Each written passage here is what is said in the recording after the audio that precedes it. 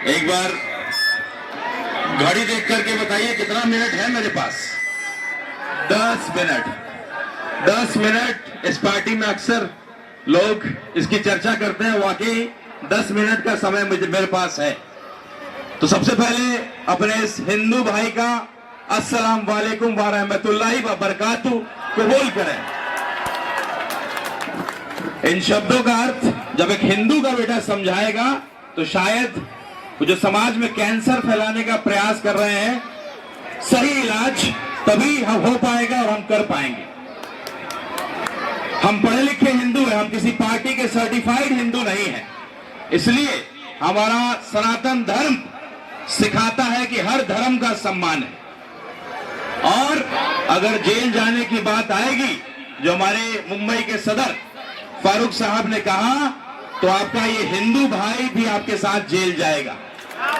अगर नारा लगाने की बात आएगी तो पहले आपका हिंदू भाई हर हर महादेव के साथ आई लव, हर हर महादेव के साथ ये हिंदू भाई बोलेगा आई लव, कौन आई लव। और जब जेल जाने की बात आएगी अतीक भाई, तो मैं भी जाऊंगा आपके साथ। और जो मुझे देख रहे हैं और जो समझ रहे हैं जो ताकत इस पार्टी में है और आने वाला भविष्य है, उसको एक हिंदू का बेटा देख रहा है। इसीलिए आपको बार बार आजान करने आया हूं कि भाई ये पार्टी का भविष्य क्या है। मैं केवल हिंदू तो हूं, साथ साथ मैं आपको छोटा सा परिचय अपना और बताना चाहूंगा। मेरे जो ढाका के मेरे आसपास के जो लोग हैं वो जानते होंगे, मेरे वालिद साहब, मेरे पिताजी 20 साल आरजेडी की सरकार में मंत्री थे। मेरे पिताजी सांसद थे और उसके बाद ही मैंने इस पार्टी को चुना, AIMIM को चुना। शुरू में तो मेरे घर वाले लोगों ने भी कहा, परिवार के लोगों ने भी कहा, हर दोस्तों ने कहा कि अपना कैरियर खराब कर रहे हो, कौन सी पार्टी में जा रहे हो, दाग लग जाएगा। ये कट्टर मुसलमानों की पार्टी है।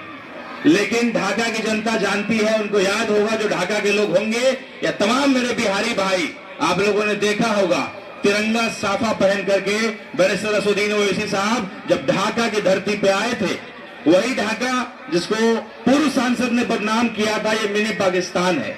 ढाका को कहा गया था कि ढाका मिनी पाकिस्तान है और बगल में वहां का विधायक हंस रहा था। तो वही बैरिस्टर साहब हमारे ढाका की धरती पे आए, उन्होंने हिंदुस्तान जिंदाबाद पाकिस्तान का नारा लगाया और साथ ही साथ एक एक मुसलमान जिसको लोग संदेह की नजर से देखते थे कि भाई क्रिकेट मैच हो या सरहद पे मुकाबला हो, हमेशा एक मुसलमान को संदेह की नजर से देखा जाता था। लेकिन बैरिस्टर साहब ने इस्लाम का मतलब पूरे विश्व को बताया और एक एक हिंदू का सीना चौड़ा किया।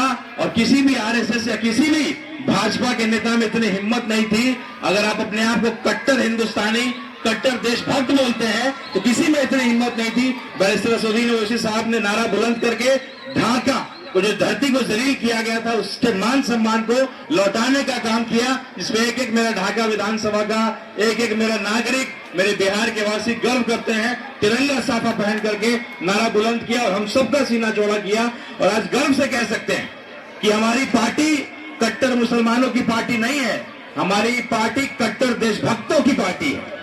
हमारी पार्टी कट्टर संविधान को मानने वाले लोगों की पार्टी है। और हमें गर्व है कि हम इस पार्टी के सिपाही हैं। और अपने एक हिंदू भाई पे 6 महीना पहले बैरिस्टर असदुद्दीन ओवैसी साहब ने, अख्तर उलीमान साहब जो मेरे प्रदेश अध्यक्ष हैं, उन्होंने 6 महीना पहले अपने हिंदू भाई को कैंडिडेट के रूप में डिक्लेयर किया। अभी तक कोई पार्टी आज तक अपना कैंडिडेट डिक्लेयर नहीं किया है। तो ये इस पार्टी की ताकत है, ये इस पार्टी की अपने सिपाहियों के लिए ये इज्जत है। मैं लोकसभा का चुनाव लड़ा, लोगों ने कहा कि आए हैं, चुनाव लड़ेंगे, हारेंगे तो भी भाग जाएंगे, जीतेंगे तो भी भाग जाएंगे। अरे भाई, किसी पार्टी का पट्टा पहन करके विधायक बन जाना बड़ी बात नहीं है, नेता बनना बड़ी बात है।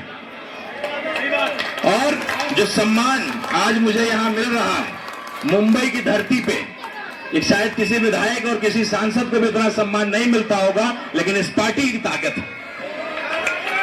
जब हम कुछ दिन पहले चिट्ठी लेकर के गए थे, हमको बोलते हैं बी टीम है, बी टीम है। अरे भाई साहब, थर्मामीटर कहाँ मिलता है बी टीम वाला नापने वाला? बंबई में गवंडी में मिलता हो तो बताइए, ये बी टीम वाला थर्मामीटर कहाँ मिलता है भाई? हम लोग ढूंढ रहे हैं, अगर लगाएंगे ना आरजेडी वालों के कंधे पे तो बी टीम वाला थर्मामीटर वही पास करेंगे, वही असली बी टीम है। तेजस्वी यादव ने मन से कहा कि इंडिया को जिताइए या एनडीए को जिताइए। मुकेश सहनी जिसका 2% आबादी है, कुछ दिन पहले भाजपा का मंत्री था, उसको आप अपने यहां शामिल करिएगा, मुख्यमंत्री बनाइएगा, डिप्टी सीएम बनाइएगा। लेकिन एआईएमआईएम जो लगातार मोदी के खिलाफ, उनके अत्याचारों के खिलाफ बोलती है, वो आपका बी टीम हो गया। तो कहीं ना कहीं जनता देख रही है, समझ रही है। जिस तरीके से अतीक सर ने गोवंडी के चुनाव को लड़ा और ये साबित किया कि एक बिहारी 100 पे भारी, जो नारा अक्सर हम कहते हैं, एक बिहारी 100 पे भारी। लेकिन उसके साथ साथ एक और नारा जिसको मैं बोलना चाहूंगा और दोहराना चाहूंगा कि एक बिहारी सबका आभारी, एक बिहारी सबका आभारी। कुछ पार्टी के लोग हमारा आपसी संबंध खराब करना चाहते हैं और राजनीतिक रोटी सेकना चाहते हैं। हम बिहारियों को महाराष्ट्र के भाइयों से लड़वाना चाहते हैं, हम उनको कभी कामयाब नहीं होने देंगे। आज आरजेडी वालों को इस मन से कहना चाहेंगे, उन्होंने कहा था कि एआईएमआईएम हैदराबाद की पार्टी है, अब हैदराबाद में चुनाव लड़िए। ठीक है, आरजेडी वाले भाई साहब, तेजस्वी यादव जी, आप बिहार की पार्टी है ना, तो कहां कार्यालय है आपका? कौन नेता है बिहारियों के लिए? अगर किसी बिहारी को कोई परेशानी होगी तो अतीक सर जैसे लोग खड़े होंगे, एडवोकेट आसमा जैसी बहन खड़ी होगी, फारूक साहब जैसे लोग खड़े होंगे, एआईएमआईएम का परिवार खड़ा रहेगा और कोई दूसरी पार्टी वाला खड़ा नहीं रहेगा। तो हम किसको माने अपनी पार्टी? बंबई में है क्या आरजेडी का कोई नेता? है क्या कोई आरजेडी का कार्यालय जो बिहारियों की लड़ाई को लड़ सके? तो एआईएमआईएम परिवार आज गर्व से कहता है कि भैया अगर किसी भी प्रदेश में हैदराबाद जाइए, बंबई जाइए, दिल्ली जाइए, तो एआईएमआईएम उनके लिए लड़ती है, उनके लिए खड़ी रहती है। तो अपनी बात जो छोटे संक्षेप में यही कहना चाहता हूं कि आज वक्त आ गया है, ढाका विधानसभा की जनता, बिहार की जनता जो एक आरोप इस पार्टी में लगाते हैं कि ये पार्टी मुसलमानों की पार्टी है, ये वक्त है बड़ा सोच रखने का। बेशक आपके बंबई में बीएमसी का चुनाव होने वाला है, लेकिन उससे पहले बिहार का चुनाव है जिसपे देश की नजर है, और खास करके ढाका विधानसभा पे पूरे देश का नजर है, क्योंकि वो देखना चाह रही है कि भाई पहली बार कोई हिंदू बहुत ईमानदारी से मुसलमान भाइयों की लड़ाई को लड़ रहा है। शिफाउर रहमान साहब की बात, सर्जिल इमाम की बात, और तमाम ऐसे मेरे मुसलमान भाई जिनको बिना किसी कारण के, बिना किसी चार्जशीट के जेलों में बंद किया गया है, कोई बोलने वाला नहीं है। सबको बैलेंस बना करके चलना है। जाकर के यहाँ पे आरजेडी वाले को वोट दीजिए, नेता कौन? तेजस्वी यादव। यूपी चले जाइए, वहां पे आएंगे कि हम मुसलमान हैं, वोट दीजिए, नेता कौन? अखिलेश यादव। तो कहीं ना कहीं वो बैलेंस बनाना है, उनको हिंदू मुसलमान में बैलेंस बनाना है। ईमानदारी से इंसानियत की बात बोलने की हिम्मत नहीं है उनमें। एआईएमआईएम जो कर सकती है वो किसी दूसरी पार्टी में उतनी हिम्मत नहीं है। आप जिस समाज से आते हैं, अगर उस समाज की लड़ाई को नहीं लड़ सकते हैं तो आप पे लालच है कि आप किस तरह के नेता हैं।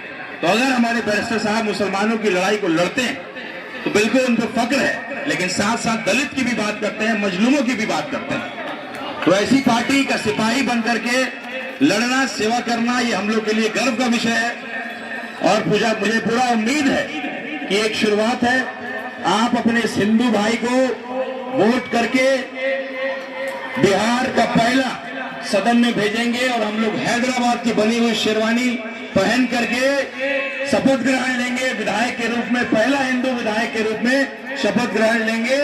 और ये ताज की तस्वीर आप खींच के रखिए, वही शेरवानी जो हैदराबाद से आएगा, जिसको पहन करके आपका भाई शपथ ग्रहण करेगा विधायक बन करके।